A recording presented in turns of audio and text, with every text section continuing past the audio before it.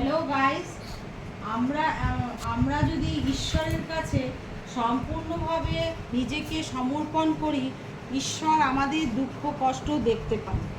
যেমন একটা উদাহরণ দিয়ে বলছি, বুদ্ধের মাথায় আমরা যেটা চুল বলে দেখি সেটা আসলে চুল নয়। কথিত আছে গৌতম বুদ্ধ যখন ধ্যানে মগ্ন ছিলেন, সূর্যের প্রখর তাপে তার মাথা গরম হয়ে উঠছিল। তখন কোথা থেকে 108টা স্নেইল এসে তার মাথা ঢেকে দেন, যাতে তার রৌদ্রে কোনো কষ্ট না হয়। এটা শুনে, এই গল্পটা শুনে আমরা যেমন স্তম্ভিত, পাগাও তেমনি স্তম্ভিত হয়ে গেছে। তা পাগা একটা কি গান করছে, আপনারা একটা শুনুন।